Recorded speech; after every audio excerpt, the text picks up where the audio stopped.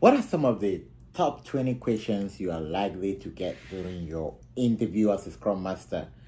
Yeah, we're going to cover 20 top questions that you will likely come across and how you can react to these questions. Hello, welcome to the Scrum chat room with Dr. Francis Imbunya.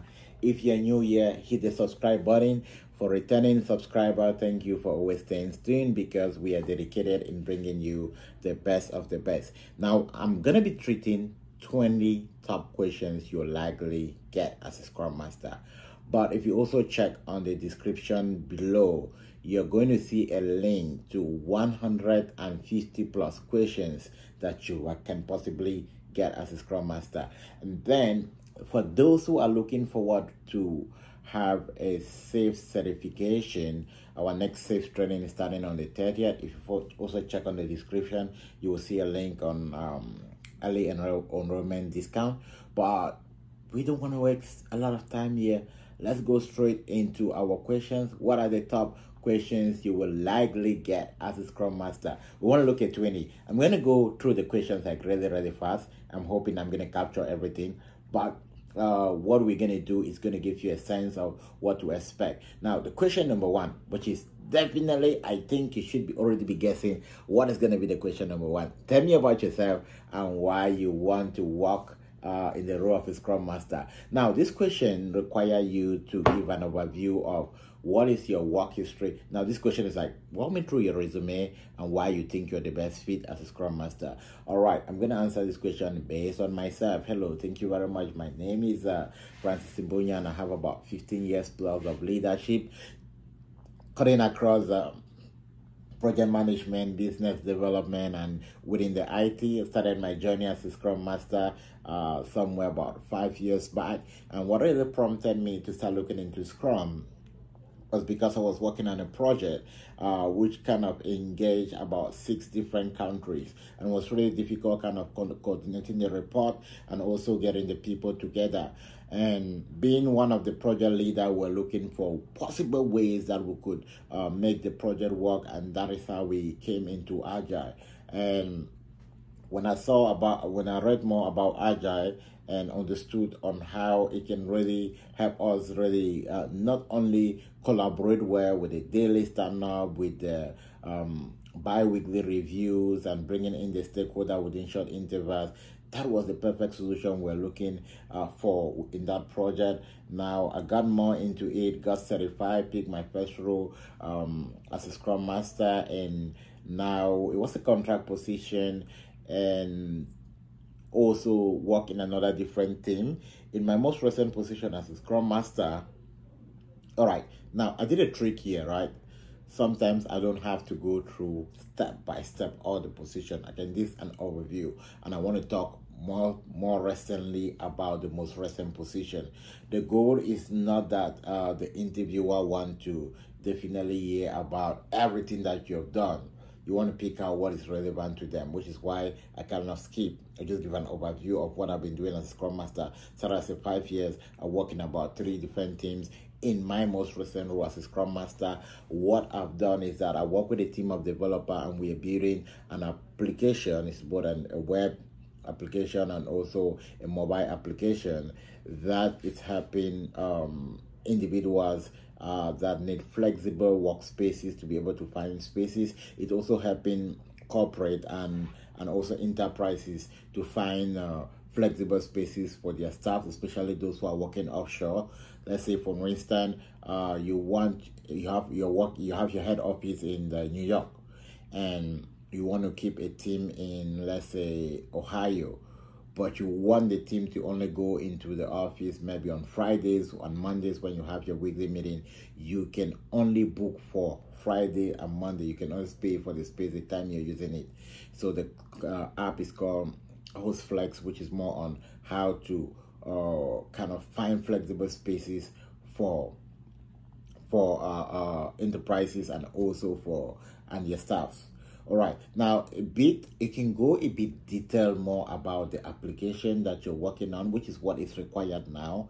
Before, you might just talk about this and this, okay, but right now they require you to kind of get into more details and talk about your team, talk about the solution tag, the technology stack you were using, and also even go ahead and talk about not just the technology stack that you're using. Go ahead and talk about even the deployment and the releases. So you need to be able to go a bit more deeper into this question and understand, even if if I'm answering, I'm not going to get into all of those depth, but in most of the cases the interviewer is going to might ask you possible follow-up questions, which is why you need to understand your case study in depthly. You need to understand your case study really into details. All right, perfect. Now the second part of that question was why you want to work in the role of a Scrum Master.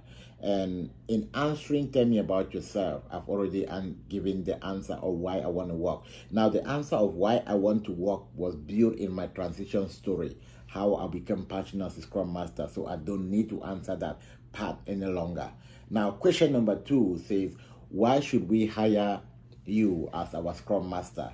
As a Scrum Master, I bring into the team not just a certificate, but skills that is going to help the team relentlessly improve. So if I come into your team, my goal is to be able to understand the team which I'm working on, their different value, to build relationship and to help them to improve on both technical and non-technical aspects in a way that is going to improve their performance. So my goal as a Scrum Master is to help my team become performant, because if my team is a performing team, they are going to be self-organized and they are going to deliver better results. A bit into more about what we talk about performing teams. On team formation, there are 5 different phases. Now you have the forming, the storming, the norming, the performing, and the adjoining. So when you talk about performing team, you can read a bit more about that.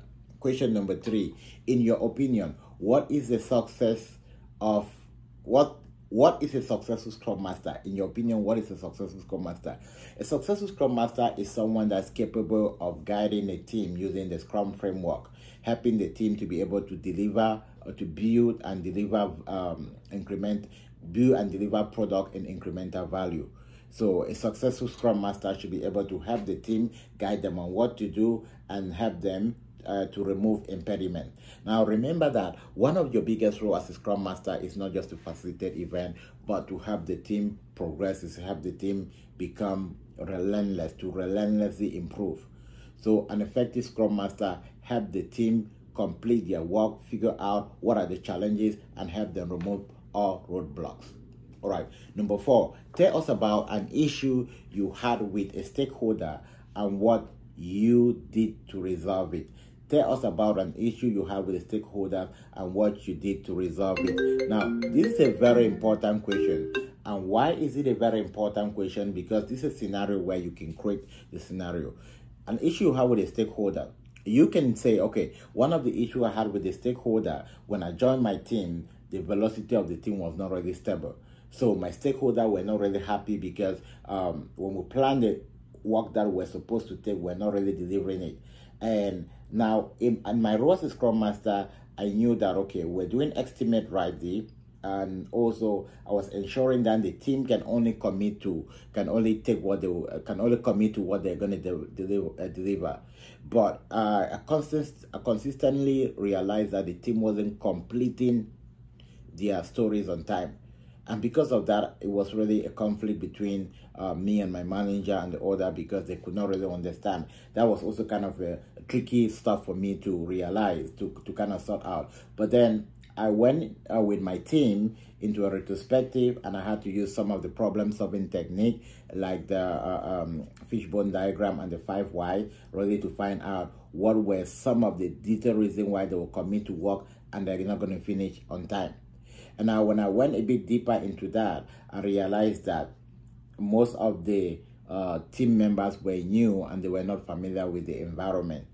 So we needed now to create an opportunity where the senior developer could kind of create more time to teach those who were new in the team how to effectively navigate in the environment that they were using. And that helped to solve some of the challenges. And because we encouraged, and that also created a lot of space for collaboration among all the different developers. And because of that, subsequently, we were able to really deliver on time. So that's one scenario. Now another scenario, which might be a conflict you having between or an issue you're having with a stakeholder, can still kind of not really be with your team. It can be about the aspect of stakeholder putting so much work to your team, right? And all the time, because you're trying to kind of showcase, or you're trying to help the stakeholder understand the impact the action might have on the team, the stakeholder might kind of have some conflict with you. Oh no, you're not doing your job as a scrum master, you're trying to protect your team not from doing work and other stuff, which might like, okay, at that point they might not really understand the implication. But then after about 2-3 spring, when they realized that the team wasn't really having a good result, and they came back to me and they're like, oh look, why is your team not delivering? I was able to pull down all the chart and show them what is really going on. Our bend down chart is supposed to be bending down, but because we are constantly having stuff, it's not bending down, so the productivity is low. And because of this, we're putting a lot of pressure on the developer to do more, right? And since we're putting a lot of pressure on the developer to do more, it's now pushing the developers to kind of want to use shortcut, or maybe put in more time than they are required to put in. And that is also causing us to have a lot of technical depth, a lot of defects and other stuff. When they understood that, oh, that was a really big issue, they were able now to align with me to see the reason why we should not really push the developers or the team to go too much beyond their expectation. All right, so we kind of give a bit tricky there. Now, why am I going so technical in most of my responses? I'm going so technical because some of the interviews now are going too technical. And we need to look at how we can improve the way we respond to questions. We need to go some bit of level deeper in order to really move through the different levels which the interviewer is expecting us to deliver. All right, question number 5. Tell me how you would facilitate a daily Scrum meeting. All right, this is a very simple question, right? Okay, the way I normally facilitate my daily Scrum meeting is, first of all, I always make sure I log in about 5 minutes before time. When my first team member join in, I make sure I cheer them up, ask them how was their day, create the environment lively. When all the team members are on board, I start by welcoming everybody, thank them for their commitment, and ask them all to give their update. And normally, because I've been having regular session with them on the appropriate way to give update, they normally give their update rightly, following the pattern of what they did yesterday, what they're working on today, and what is going to be the impediment. And if there are any challenges, I do the parking lot or the meet after in order to help them or to point them to the right direction. Okay. Number 6, how would you deal with discord or conflict in a team? Right, very important question. One of the simplest way to deal with discord is to build relationship. You will understand with me that if you have a conflict with a friend, it's easy for you to resolve it, right? Because of the relationship you built over time, compared to if you have a conflict with someone you have never known. Now, the entrance phase is going to be really challenging. So one of the way I try to resolve conflict with my team is to build very close relationship with my team members in such a way that if certain things come up, I can, in a very friendly way, discuss with them, and we can all look at possible ways on how we can resolve that. So by building conflict and by understanding values, I've been able to really navigate through best approaches of resolving conflict. Now, understanding value is very important, because let's say that I know you and you like football, right? Now, if I want to kind of create an environment that's going to be friendly for me and you for both of us to have a a proper conversation. I might start by saying, hey, what about the match yesterday? And then we start a joke, and then I can easily get into other stuff that because I've created a warm environment, I can kind of shift and say, oh, we're just having a conversation with Peter yesterday, and they were not too happy the way you responded to them during. Now we can pick a conversation from there, and because we have a close relationship, it's going to be easier for us to talk about that and come to a conclusion. All right, perfect. Number 7, say, what are your strengths and your weaknesses? All right, one of my strengths is that I pay very close attention to details, and I'm goal oriented. I make sure that I help my team when needed. So my strength is in being focused, setting my goals, and keeping to my goals. Now, my weakness is that sometimes I might push too hard to hit my goals in a way that I might even forget to rest. And we need, for us to be at high performance, we need a balance of work and life, right? So I'm trying to kind of work on that area to see how I can maintain that. So it's a simple way in which you can respond to that question. Number 8, say, what skills and attributes do you possess that will help you in the role of a Scrum Master? Scrum Master, you need to have facilitation skills. You need to have problem-solving skills. My problem-solving abilities are extremely really good. And why are they good? Not because I'm the guru problem solver, because I understand what you will need to solve a problem, about building relationship, about observing, about not making quick judgment, about valuing people, not just within the time when you want to solve conflict, but throughout all the process. It's all about building relationship. So my ability to build relationship is going to help me to perform well as a Scrum Master. Question number 9, describe a time when you experienced conflict as part of a task or a project and how you deal with it. Conflict as part of a task or kind of a project and how you deal with it. Now you can say that you have a team member that wasn't constantly updating their tasks on the Jira board or on your Rally board or on your Azure DevOps board. They were constantly not updating, and that was really something you will remind them always, and it become more like a conflict between you and them. Like when you say, oh, James, you also forgot to, it's like, and they were always kind of upset, and that was more like a conflict. And then what you did is I kind of stopped informing them about that, and anytime they would not do it, I will update it for them for a couple of times, and that made kind of relax the environment. And when the environment was relaxed, I was able to win more of their trust. We had a conversation, and I was able to kind of even get deeper into that in a joking way on why they need to update their board and all of that, which is about building relationship. So that is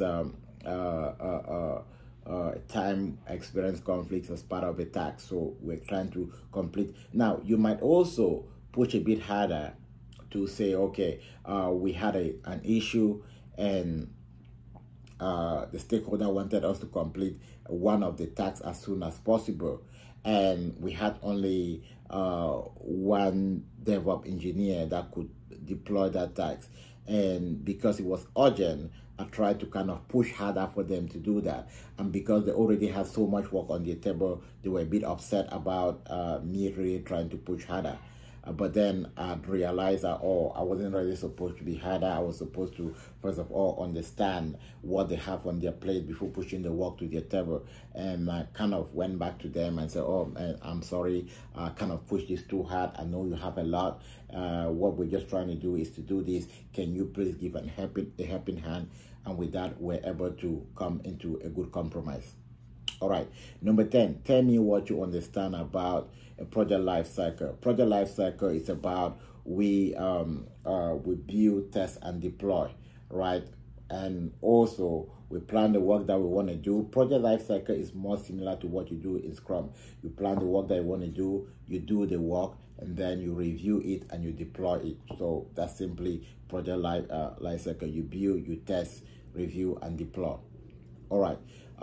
Have you ever been part of a project where the client was dissatisfied? All right, I would not say a yes to this question, seriously. I'm going to answer this question in a very tricky way. Okay, I've been part of a project, I would not say the client was dissatisfied. I've been part of a project where the stakeholder feel like, oh, we are not doing so much to meet their goal. But then what I try to look for in a project is about building quality and not just generating. I'm just making sure that our velocity is up there. I try to make sure that we build in a way that we reduce technical debt, right?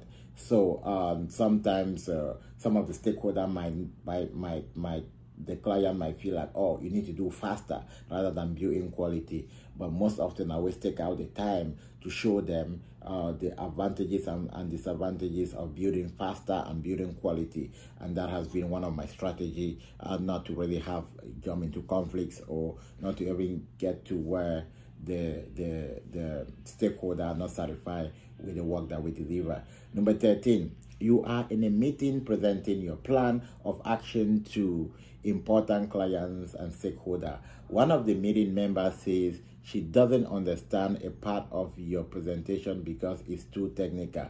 What would you do? Simple. Try to make it non-technical. Use something else from a non-technical environment and try to help them understand that.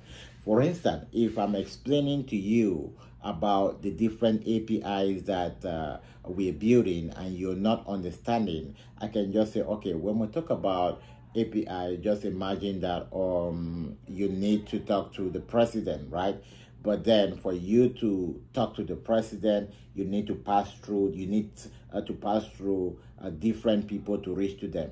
Right now, how you're able to get those people or how you're able to interact with those people to get over there can be an example of what when we're talking about application programming interface.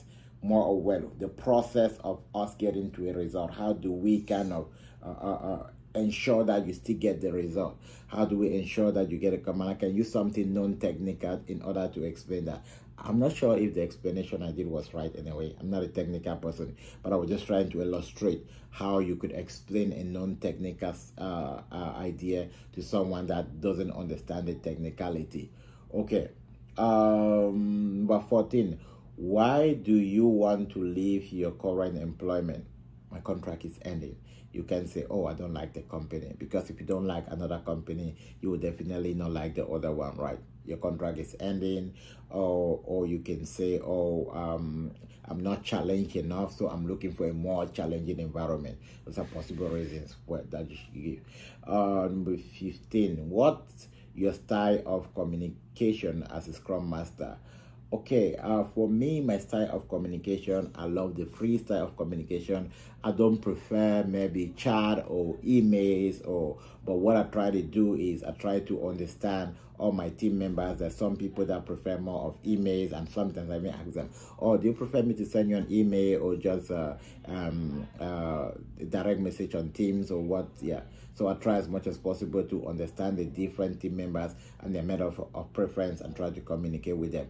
But what I try to do in my method of communication is that I try as much as possible to bring in a lot of value and to also acknowledge the person that's receiving it, not just to throw things at them, but to understand that they are also a human being like me. Okay, perfect. Number 16, as a Scrum Master, how would you motivate your team? Now, team motivation, there is definitely no super official way of motivating your team. You're motivating your team by encouraging them, by being grateful, by saying, hey, thank you very much for always showing up on our daily stand-up. I said, hey, I know you are doing a lot to make sure that we have a good spring. I do appreciate that. That's a way of motivating your team. Motivate your team by using kind words, by making them feel that they are appreciated. When someone is appreciated, what do? They do more. Number 17, you are a Scrum Master on a difficult project. When it becomes clear a team member is underperforming, what will you do? Now, if a team member is underperforming, the goal is not to say, oh no, you are underperforming, you need to do more. No, the goal is to understand why they're underperforming and to look at possible ways that could help them to actually improve their performance. Because as a Scrum Master, your goal is to remove impediments and your goal is not to play sanction, right? You find out why are they underperforming, which can be more of you having conversation with them. You say, oh, Jane, I kind of realized that most of the time you kind of having a bit of laxity on this, and this has become like a big concern to management. Is there any way we can, something you think we can do to kind of push this further and try to understand them, try to understand where they're coming from, try to understand the background in a kind of a conversational and in a very nice way, and from there you can know exactly how you can help them. All right. Number 18. Where do you see yourself in the next 5 years? This is a very tricky question. Don't tell them you want to be the CEO of that company. No. If you're interviewing for a Scrum Master, you say, oh, my goal is definitely to grow in my career, learn as much as possible. My bigger goal is always to take one step at a time. And if I'm focusing on growth, definitely I see the next 5 years very promising. I did not say anything specific. I just give a value of what I want. That's the best approach to approach that question. Number 19, what are your salary expectations in the role of a Scrum Master for your company? Okay, now you should understand your market. If you're in the US, salary expectation, if you're looking at annually, say somewhere about $120,000 annually, you can stick on that. Now, if hourly, stay around 65 if you're kind of in your first phase. For those who are in their senior phase, you can go up to 140, 150, depending on your what, right? Number 20, that's the end of the Scrum Master interview. Do you have a question for the panel? Okay. Possible question you want to ask for the panel, you can ask like, oh, James, thank you very much. I do appreciate the way you make this interview friendly. If I thought they did, if they did not, don't tell them it was friendly. And you say, oh, thank you very much. I just want to find out or what are some of the next steps to expect. That's a question you can ask. You can also ask if you're one-person interview, you can say, oh, based on your own opinion, what are some of the specific culture of the company? I've read a couple of stuff online, but I always like to hear from the horse's mouth. You can also say that, oh, if you want to evaluate the company agile practices, what would you say in terms of the company agile practices?